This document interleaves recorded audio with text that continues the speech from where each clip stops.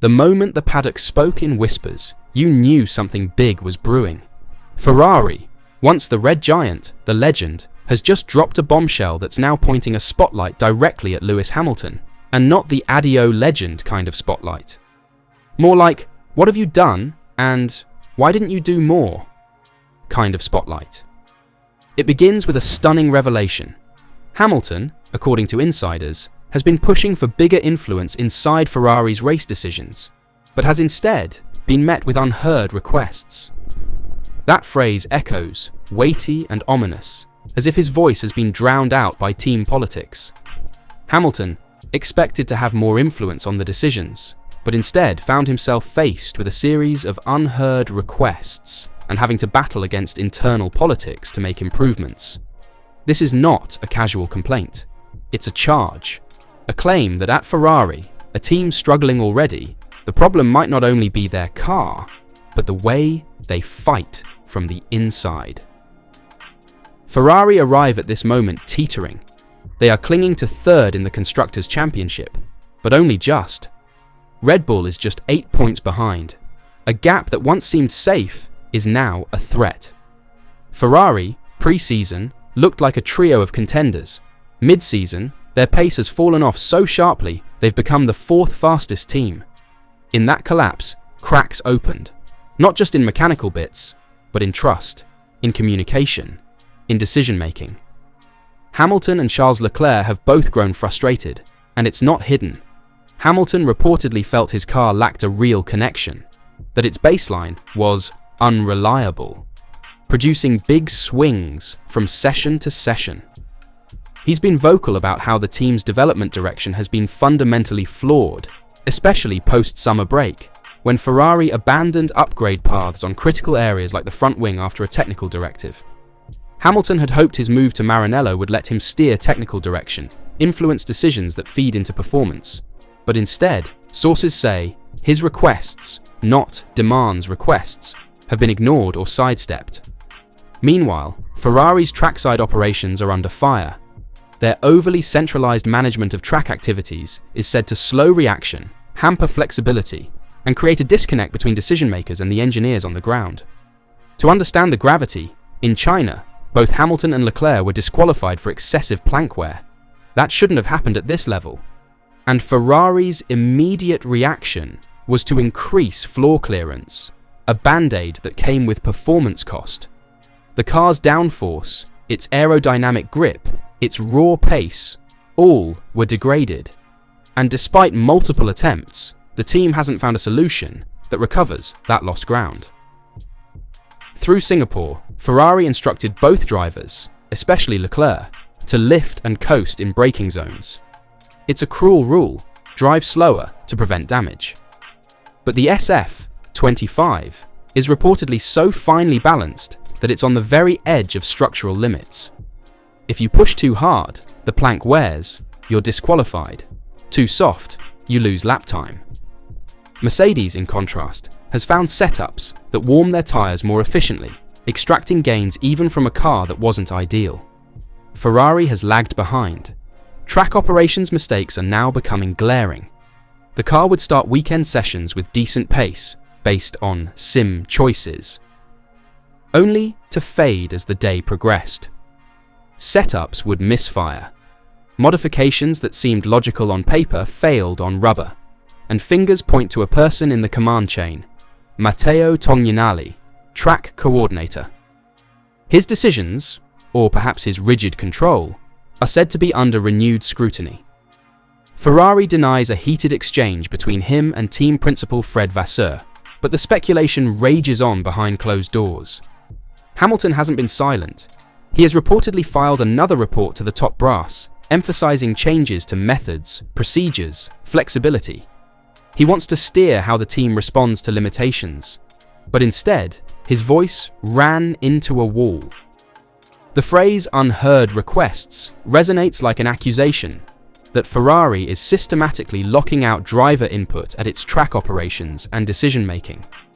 Add to that internal politics. It's not just about engineering mismatch or aerodynamic missteps, but the human web of hierarchy, prestige, control. Drivers have had to fight not only the car, but the internal machinations, push for influence when they should be pushing for lap time. Hamilton's situation echoes a previous era. Sebastian Vettel reportedly faced similar frustration early in his Ferrari years. But back then, Vettel at least had a more stable car to extract performance from. Hamilton's burden is steeper, commanding a car that is unreliable, uncertain, incapable of consistent pace, while trying to break through internal walls, the unheard requests. In short, this is a blaze of discontent. Ferrari's crisis is not just about parts, wings, flaws, it's about structure, trust, control. And the man at the center, Hamilton, might be in more trouble than even his critics realize. This is not just drama, there's a real danger. For Hamilton, for Ferrari, for 2026. Ferrari's internal unease means zero room for error. They must get next season right or risk collapse. The longer disputes persist, the more data is compromised, the more development is stalled. Meanwhile, rivals like Mercedes and Red Bull are tightening their grip. Hamilton's frustration is no teenage tantrum. It's a professional star demanding to be heard, pushing for influence commensurate with reputation and ability. If Ferrari continues to ignore him, relationships will crack, trust will break. And inside those cracks lie the seeds of splits, exits, reputational damage. What if this wasn't just growing pains? What if this was something far worse? A repeat, a pattern, a broken loop where even the most talented, most decorated drivers in the world come to Ferrari and find themselves shut out, tied down, and ultimately wasted? Because right now, as we head into Austin, that's what Lewis Hamilton is staring at. He came to Ferrari for legacy, for history, for the challenge, and maybe, just maybe, to prove he could do what even Michael Schumacher once did. Take Ferrari from the depths and bring them back to glory. But now, instead of writing a fairy tale, Hamilton finds himself trapped in a team that looks increasingly like it's unraveling. The Ferrari SF25 is no longer just underperforming. It's breaking down structurally. Plank wear, floor clearance, tyre warm-up issues, all symptoms of a deeper disease, inflexibility. Hamilton has reportedly pushed again for reforms in trackside procedure, meaning this isn't a one-off complaint. It's a repeated plea, and each time, according to sources, it goes ignored. Leclerc, too, for all his loyalty, is losing patience. His eye is already drifting toward the 2026, the next regulation shift. If Ferrari doesn't change by then, he's as good as gone. And that looming exit shadow, it's not just cast over Charles. It might stretch all the way across Hamilton's multi-year contract. The rumours swirling around Ferrari have become louder than their engines. Matteo Tognanelli, Ferrari's trackside coordinator, is now under fire for race weekend mismanagement. After the double DQ in China, his work was already in question. Now, it's worse. Whispers of clashes with Vasseur have been denied by the team, but the denials feel thinner with every passing GP. So, what's really going on? Sources suggest the Ferrari command structure is too rigid. Decisions are made in silos. Information from the simulator team doesn't translate into track performance. And when mistakes happen, say, botched setups or failed upgrades, the blame often shifts to the drivers. Yes, you heard that right. Instead of diagnosing technical flaws, the team allegedly leans into excuses, shifting accountability away from engineering and toward the cockpit.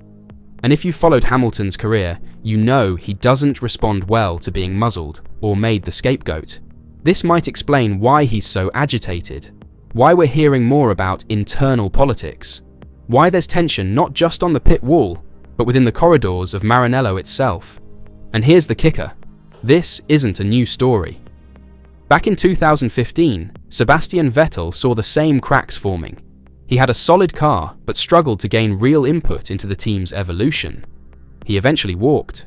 And now Hamilton, in a supposedly new era under Fred Vasseur, seems to be repeating that same journey, with worse machinery.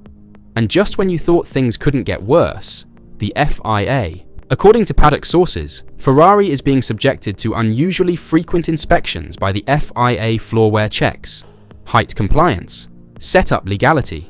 It's pushed the Scuderia into ultra-conservative territory, where every setup change is second-guessed, and every push for performance risks another disqualification. It's a tightrope act, and Ferrari, perhaps fearing another scandal, is walking it with knees shaking. But this scrutiny raises questions. Why so many inspections? Has Ferrari drawn suspicion with inconsistent results? Or are rivals fueling doubt behind the scenes? Could this even be punishment, subtle, bureaucratic, for earlier blunders? Whatever the reason, the effect is undeniable. Ferrari are now racing scared.